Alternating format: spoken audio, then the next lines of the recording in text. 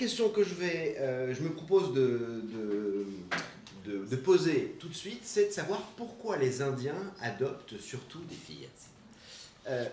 L'Inde, comme vous le savez, est le pays le plus peuplé du monde. C'est aussi un pays qui est connu parmi les démographes pour avoir une nette préférence pour les garçons. Une nette préférence pour les garçons, ça veut dire quoi? Ça veut dire trois choses globalement. C'est-à-dire d'abord, quand on demande directement aux adultes indiens est-ce que vous préféreriez avoir un garçon ou une fille, ou est-ce que vous n'avez aucune préférence, si on met de côté la part des Indiens qui est non négligeable, qui nous disent n'avoir aucune préférence pour le sexe des enfants, il y a beaucoup plus d'Indiens qui déclarent préférer avoir au moins un garçon que de préférer avoir au moins une fille. Et donc, de ce point de vue, les préférences de la population indienne sont parfaitement explicites, elles ne sont absolument pas dissimulées. On a donc une préférence déclarée des adultes pour les garçons, pour au moins un garçon, plutôt que pour au moins une fille. On a aussi une préférence qui est révélée par la discrimination sexuelle prénatale, c'est-à-dire par l'avortement sélectif des fœtus féminins. Vous voyez sur le petit graphique en bas à gauche que le nombre de garçons pour 100 filles à la naissance en Inde, qui part dans les années 60 de 105 garçons pour 100 filles à la naissance, c'est-à-dire la constante biologique humaine, a commencé à croître, c'est-à-dire que les Indiens, au fur et à mesure qu'ils ont eu les capacités matérielles d'exercer de l'avortement sélectif des fœtus féminins, ont commencé, au moins pour ceux d'entre eux qui n'avaient que des filles jusqu'à ce stade, à avorter leur fœtus féminin dans le but d'avoir au moins un garçon sans avoir pour autant trop d'enfants. Et le maximum de nombre de garçons pour 100 filles à la naissance a été atteint vraisemblablement, d'après les données de recensement disponibles, vraisemblablement aux alentours des années 2010. Et aujourd'hui, cette préférence est sans doute moins importante qu'elle n'était il y a encore une quinzaine d'années. On a donc une préférence pour les garçons déclarée par les adultes, révélée par la discrimination sexuelle prénatale et aussi révélée par la discrimination sexuelle postnatale. On sait, grâce à de nombreuses études empiriques qui portent sur l'Inde contemporaine, que les petites filles indiennes sont plus souvent négligées, elles sont moins bien nutries, elles sont moins souvent vaccinées, et globalement, elles souffrent par rapport aux autres pays comparables d'une surmortalité des petites filles. Ça ne veut pas dire nécessairement que les petites filles ont chaque année une plus grande mortalité que les petits garçons, parce qu'il y a une différence biologique en faveur des filles qui s'observe partout. Ça veut dire que le degré de surmortalité des garçons par rapport aux filles est moins grand en Inde qu'il n'est dans des pays comparables. On a donc au final des Indiens qui, selon plusieurs indicateurs, préfèrent avoir des garçons. Mais depuis au moins les années 2000, les Indiens adoptent surtout des filles.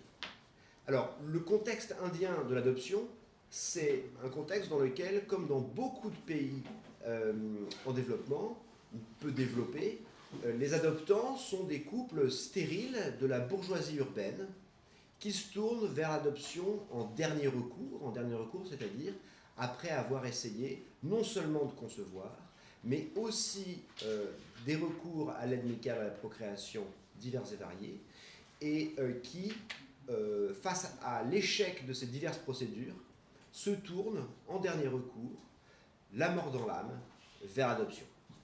Les adoptés, quant à eux, ce sont principalement des enfants illégitimes, c'est-à-dire des enfants qui sont nés hors mariage, nés d'une mère non mariée, et qui ont, suite à cette naissance hors mariage, été abandonnés ou remis aux services sociaux.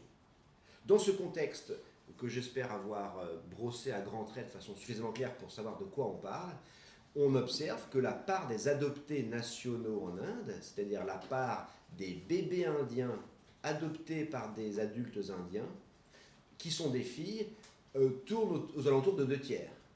Environ 2/3 des enfants adoptés en Inde, chaque année depuis les années 2000, sont des filles. Évidemment, ceci peut paraître bizarre. Pourquoi donc un pays dans lequel la préférence pour le garçon est aussi nette adopterait principalement des filles? C'est la question que je me pose, que je vous pose. Si les Indiens préfèrent avoir des garçons, alors pourquoi est-ce qu'ils adoptent surtout des filles?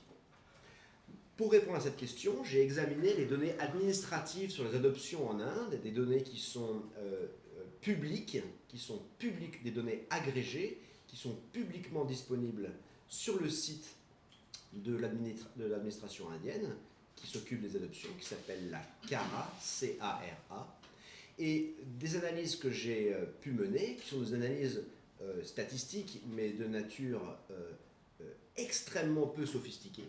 J'ai simplement calculé des taux d'adoption par an, par État, et au sein de ce taux d'adoption, j'ai simplement calculé la part des adoptés qui sont des filles plutôt que des garçons. Donc on est vraiment à un niveau statistique ultra rudimentaire. D'après les analyses que j'ai menées, ce n'est pas parce que les filles seraient préférées par les adoptants. On pourrait voir que les filles sont préférées parmi les adoptants au fait que le taux d'adoption des filles adoptables serait supérieur au taux d'adoption des garçons adoptables. Or, précisément, ce n'est pas le cas. On pourrait imaginer que les filles soient préférées par les adoptants, d'abord au motif qu'elles s'attacheraient mieux à des parents adoptifs. Cette idée est très répandue, non seulement en Inde, mais beaucoup plus généralement en Occident.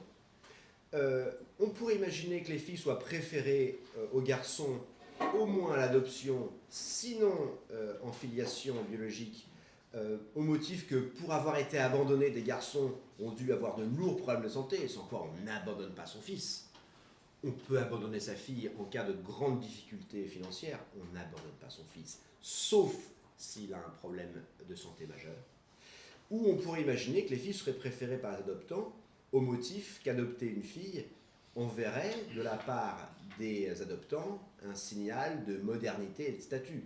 Dans un contexte où en Inde, depuis sans doute plusieurs millénaires, s'exprime une préférence pour les garçons, on pourrait imaginer que des couples riches des grandes villes indiennes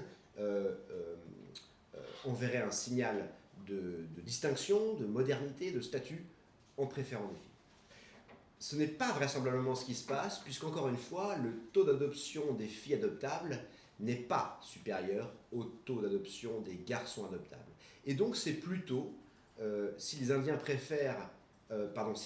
adoptent surtout des filles, c'est plutôt vraisemblablement parce que la plupart des mineurs adoptables sont des filles.